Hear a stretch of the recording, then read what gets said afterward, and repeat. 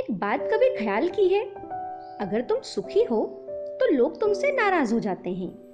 जब तुम दुखी होते हो तब तुमसे राजी होते हैं। तुम जब सुखी हो तब सब तुम्हारे दुश्मन हो जाते हैं। सुखी आदमी के सब दुश्मन, दुखी आदमी के सब संगी साथी सहानुभूति प्रकट करने लगते हैं। तुम एक बड़ा मकान बना लो, सारा गांव तुम्हारा दुश्मन। तुम्हारे मकान में आग लग जाए तो सारा गांव तुम्हारे लिए आंसू बहाता है। तुमने ये मजा देखा? जो तुम्हारे दुख में आंसू बहा रहे हैं, उन्होंने कभी तुम्हारे सुख में खुशी नहीं मनाई थी। इनके आंसू झूठे हैं, ये सिर्फ मजा ले रहे हैं। ये कह रहे हैं चलो अच्छा हुआ जो कि जल गया। हम तो पहले से ही जानते थे कि ये होगा ही, पाप का ये फल होता ही है। जब तुमने बड़ा मकान बनाया था, इनमें से कोई नहीं आया था कहने कि हम खुश हैं, कि हम बड़े आनंदित हैं कि तुमने बड़ा मकान बना लिया है। जो तुम्हारे सुख में सुखी नहीं हुआ, वो तुम्हारे दुख में दुखी कैसे हो सकता है? लेकिन सहानुभूति जताने का मजा है और सहानुभूति लेने का भी मजा है। सहानुभूति बताने वाले को क्या मजा मिलता है? उसको मजा मिलता है कि आज मैं उस हालत में हूँ जहाँ सहानुभूति जताता हूँ। तुम उस हालत में हो जहाँ सहानुभूति जताई जाती है। आज तुम गिरे हो चारों खाने चित, जमीन पर पड़े हो। आज मुझे मौका मिला है कि तुम्हारे घाव सहलाऊं, मलहम पट्टी करूं। आज मुझे मौका है कि तुम्हें बताऊं कि मेरी हालत तुमसे बेहतर है। जब कोई तुम्हारे आंसू पोंछता है तो जरा उसकी आंखों में गौर से देखना। वो खुश हो रहा है, वो ये खुश हो रहा है कि चलो एक तो मौका मिला, नहीं तो अपनी ही आंखों के आंसू दूसरे पोंछते रहे जिंदगी भर। आज हम किसी और के आंसू पोंछ रहे हैं, और कम से कम इतना अच्छा है कि आंसू हमारी आंख में नहीं है, किसी और की आंखों में है, और हम उन्हें पोंछ रहे हैं। लोग जब दुख में सहानुभूति दिखाते हैं तो भीतर से वो मजा ले रहे हैं। ये स्वस्थ चित्त का लक्षण नहीं है। और तुम भी दुखी होकर जो सहानुभूति पाने का उपाय कर रहे हो, वो भी रुग्ण दशा है। ये पृथ्वी रोगियों से भरी है, मानसिक रोगियों से भरी पड़ी है। यहाँ स्वस्थ आदमी खोजना मुश्किल है। पूछा है तुमने मोह क्या है, और इतना दुख पैदा होता है फिर भी वो छूटता नहीं है। पहली तो बात ये, तुम्हें अभी ठीक ठाक दिखाई नहीं पड़ा है कि मोह से दुख पैदा होता है। तुमने सुन ली होगी बात, बुद्ध की बात, किसी महावीर की बात, किसी कबीर की बात, या फिर किसी मोहम्मद की बात। तुमने बात सुन ली होगी कि मोह से दुख पैदा होता है। अभी तुम्हें समझ नहीं पड़ी है। सुनी जरूर है, अभी गुनी नहीं है। विचार तुम्हारे मन में पड़ गया है। विचार के कारण प्रश्न उठने लगा है, लेकिन ये तुम्हारा अपना प्रामाणिक अनुभव नहीं है। ये तुमने अपने जीवन की कठिनाइयों से नहीं जाना है। तुमने इसे अपने अनुभव की कसौटी पर नहीं कसा है कि मोह दुख लाता है। अगर तुम्हें ये दिखाई पड़ जाए तो तुम कैसे पकड़ोगे? कोई आदमी मेरे पास नहीं आता और कहता कि ये बिच्छू है, ये मेरे हाथ में काटता है, अब मैं इसको कैसे छोड़ूं?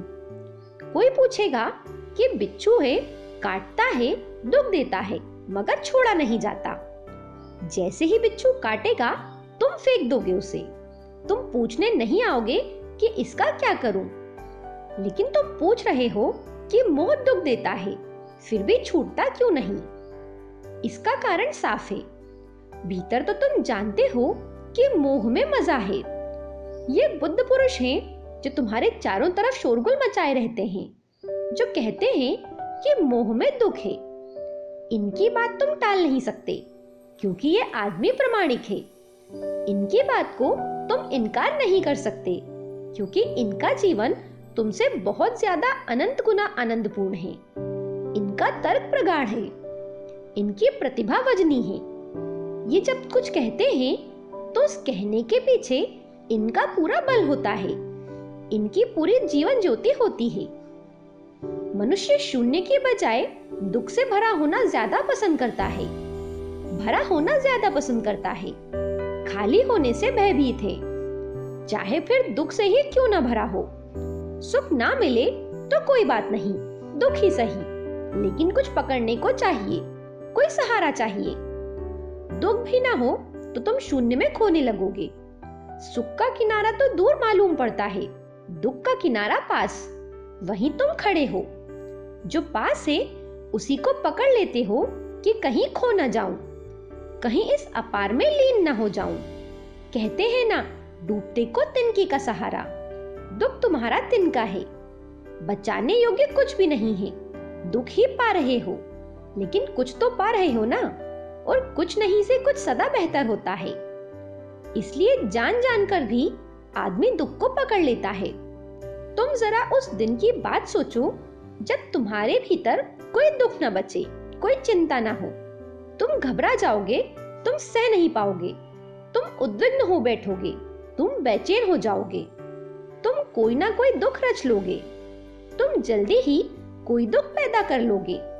अगर वास्तविक ना हो तो काल्पनिक ही पैदा कर लोगे। बिना दुख के तुम रह न सकोगे। इसलिए भी कि बिना दुख के तुम होते ही नहीं। मैं दुख पर ही जीता हूं, जहां दुख गया मैं गया। अहंकार दुख का भोजन करता है, दुख ही अहंकार में खून बनकर बहता है। जहां दुख नहीं वहां तुम नहीं। इसलिए भी तुम दुख को पकड़ते हो कि इसी के सहारे तो तुम हो। तुमने कभी ख्याल किया, तुम अपने दुखों को बड़ा चढ़ाकर कहते हो, जितने होते हैं उनसे बहुत बढ़ाकर कहते हो। आखिर क्यों? दुख को बढ़ाकर कहने में क्या सुख होता है? एक सुख होता है कि बड़े दुख के साथ अहंकार बड़ा होता है। छोटी मोटी बीमारियां छोटे मोटे लोगों को होती हैं, बड़ी बीमारियां बड़े लोगों को होती हैं। छोटे मोटे दुख, 2 कौड़ी के दुख कोई भी भोग लेता है। तुम महंगे दुख भोगते हो, तुम्हारे दुख बहुत बड़े हैं, तुम दुखों का पहाड़ ढोते हो। तुम कोई छोटे मोटे दुख से नहीं दबे हो, तुम पर सारी दुनिया की चिंताओं का बोझ है। तुम अपने दुखों को बड़ा करके बताते हो, तुम बड़ा चढ़ाकर बात करते हो, और कोई तुम्हारे दुख को छोटा करने की कोशिश करे तो तुम उससे नाराज हो जाते हो, तुम उसे कभी क्षमा नहीं करते। आदमी बहुत अद्भुत है। तुम अपने दुख की कथा कह रहे हो और कोई उदास होकर सुने या उपेक्षा करे तो तुम्हें चोट लगती है कि मैं अपने दुख कह रहा हूं और तुम सुन नहीं रहे हो। तुम्हें चोट इस बात से लगती है कि तुम मेरे अहंकार को स्वीकार नहीं कर रहे हो। मैं इतने दुखों से दबा जा रहा हूं, तुम्हें इतनी भी फुर्सत नहीं। दुख के द्वारा तुम दूसरों का ध्यान आकर्षित करते हो, और अक्सर ये तरकीब मन में बैठ जाती है, बहुत गहरी बैठ जाती है कि दुख से ध्यान आकर्षित होता है। बचपन से ही सीख लेते हैं, छोटे छोटे बच्चे ये सीख लेते हैं। जब वे चाहते हैं माँ का ध्यान मिले, पिता का ध्यान मिले, तो लेट जाएंगे बिस्तर पर कि सर में दर्द है। स्त्रियों ने तो सारी दुनिया में ये कला सीख रखी है। मैं अनेक घरों में मेहमान होता था, मैं चकित होकर देखता था कि पत्नी ठीक है, प्रसन्न है, मुझसे ठीक से बात कर रही है। लेकिन जैसे ही उसके पति आए, वो लेट गई, उसके सर में दर्द है। पति से ध्यान को पाने का यही उपाय है। सिर में दर्द हो तो पति पास बैठता है, सिर में दर्द ना हो तो कौन किसके पास बैठता है, और भी 1000 काम हैं। और एक बार तुमने ये तरकीब सीख ली कि दुख से ध्यान आकर्षित होता है तो आदमी कुछ भी कर सकता है। तुम्हारे ऋषि मुनि जो उपवास करके अपने को दुख दे रहे हैं, इसी तर्क का उपयोग कर रहे हैं जो स्त्रियां हर घर में कर रही हैं, बच्चे हर घर में कर रहे हैं।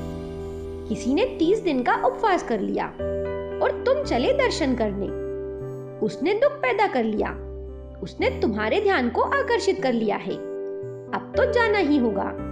ऐसे और 1000 काम थे, दुकान थी, बाजार था, लेकिन अब मुनि महाराज ने 30 दिन का उपवास कर लिया है तो अब तो जाना ही होगा। भीड़ बढ़ने लगती है, लोग कांटों पर लेटे हैं, सिर्फ इसीलिए कि कांटों पर लेटे तभी तुम्हारी नजरें उन पर पड़ती हैं। लोग अपने आप को सता रहे हैं।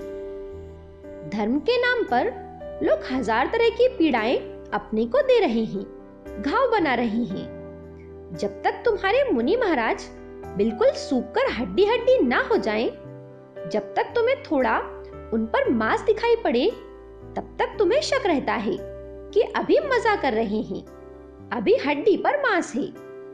जब मांस बिल्कुल चला जाए, जब वे बिल्कुल अस्थि पंजर हो जाएं, तब तुम कहते हो यह है तपस्वी का रूप। जब उनका चेहरा पीला पड़ जाए और खून बिल्कुल खो जाए। एक बार कुछ लोग अपने एक मुनि को मेरे पास लेकर आए। उनकी हालत खराब थी, लेकिन भक्त मुझसे कहकर गए कि उनके चेहरे पर ऐसी आभा है जैसे सोने की। वहां पीतल भी नहीं था, वो सिर्फ पीलापन था। मैंने उनसे कहा कि तुम लोग पागल हो, तुम इस आदमी को मार डालोगे। इसका चेहरा सिर्फ पीला हो गया है, जर्द हो गया है, और तुम कह रहे हो ये आभा है आध्यात्म की। ये कोई भी भूखे मरने वाले आदमी के चेहरे पर हो जाएगी। ये बातें ओशो के प्रवचन से ली गई हैं। मेरे साथ बने रहने के लिए धन्यवाद।